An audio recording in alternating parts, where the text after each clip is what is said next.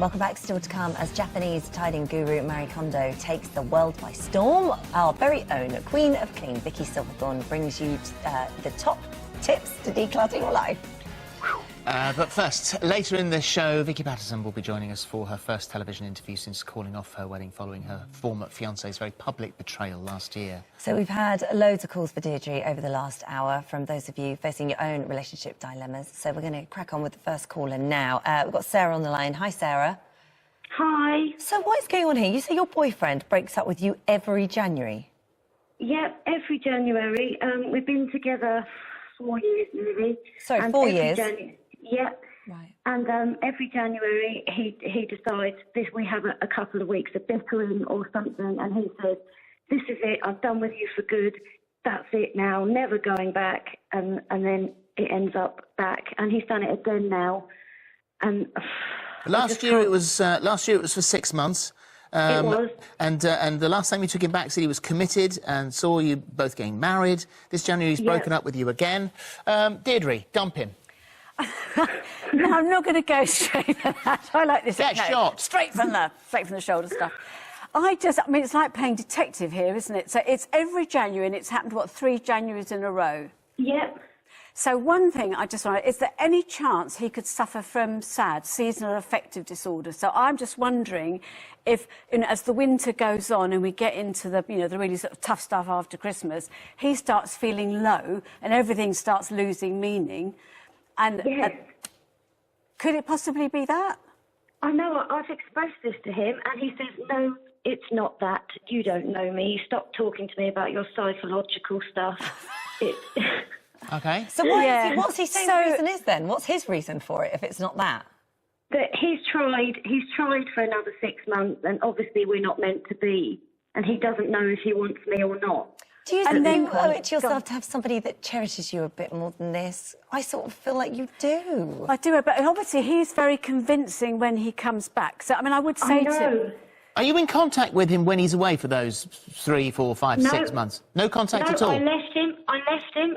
Every time he does it, I always respect his decision. I don't contact. I leave it. I try so hard to get myself together. I don't harass him. Don't do anything. I tell you what, in the 6 months when you are together, he must be pretty damn special. Is he? Yes, he feels it to me, but yeah. The one other thing I just wanted to check out before saying walk away from this is sometimes people are programmed much more than they realise by something awful or very significant that happened when they're younger. So I'm just wondering if it was something like, I mean, do you know anything about his parents, for example? Yes.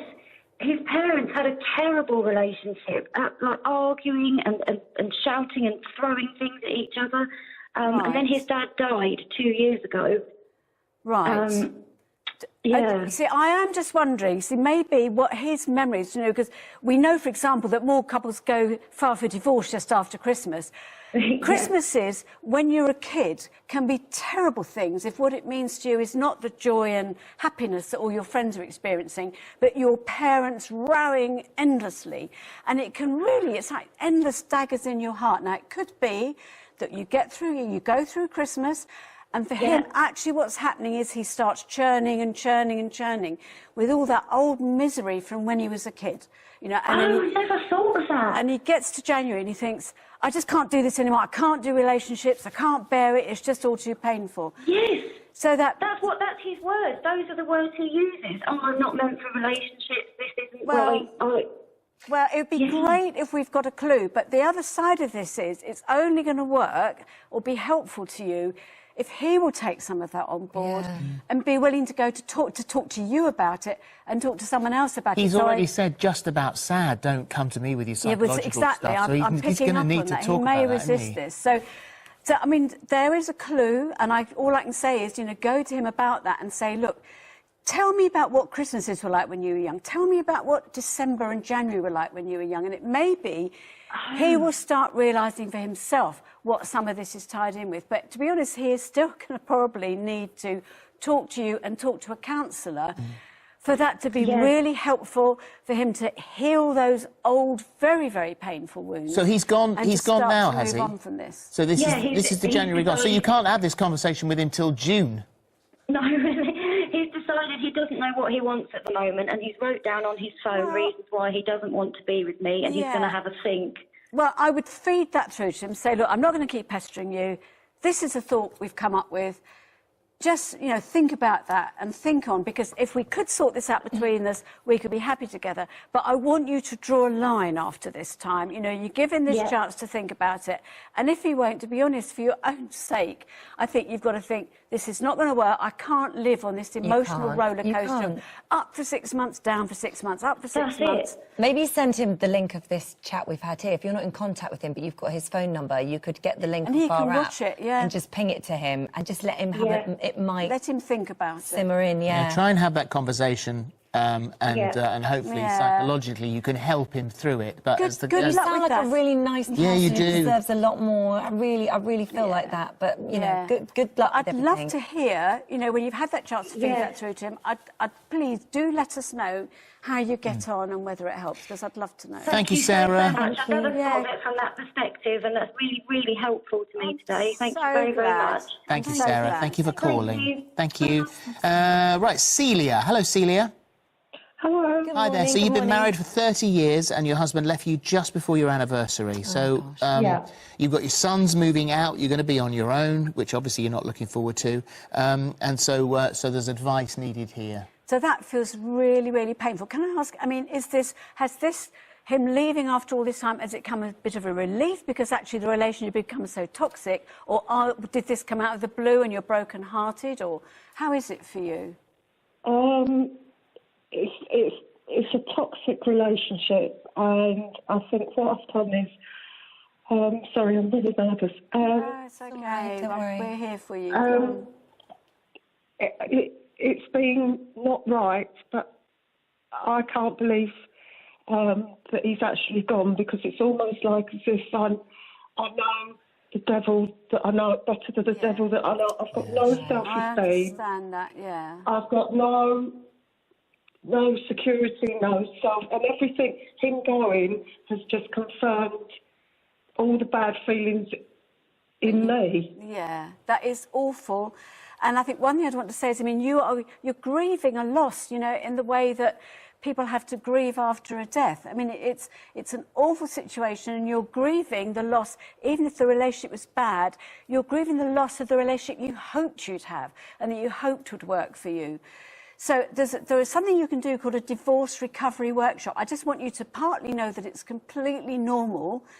And, you know, it's not about low self-esteem. It's completely normal to feel devastated after losing a 30-year marriage. Of course, that's become your normal. Very hard to live without. But look into doing a divorce recovery workshop. They've got, you know, it's very findable on Google. They're on our website, Divorce Recovery Workshop. Okay, and I think you will find, I've just checked and looked online, you know, they've got them dotted all over the country, so you should be able to access one. And then also, confide in your friends, you know, don't feel embarrassed. You're just perfectly normal to feel sad and grieving. Share with your friends. But then also, as you begin to heal a little bit and, you know, realise you wake up in the morning, you're not immediately completely hit with devastating grief, start thinking about building other interests into your life. Because I gather your sons are leaving home too, aren't they? Yes, they've got their own lives, so they've been brilliant. But I find it very hard to trust. So I've got a couple of friends I do speak to. I just want to be free to start a new life. You know, I never wanted this. No, I understand.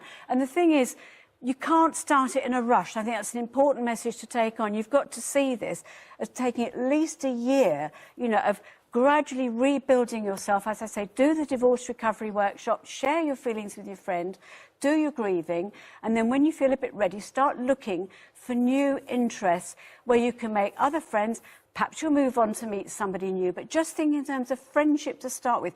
Don't try and catapult yourself onto the dating scene, onto try and meet somebody else, because what you'll do is take with you all the baggage you need to from the relationship, your marriage that's just broken up. And also do think, if you can, about having some counselling, so you can work through that, so you can make sure that next time you don't do a rerun of the bad relationship you've just come out of. You want to make sure that next time you make really good choices for yourself. All right, Celia, thank you for your Celia, will you today. stay on the line?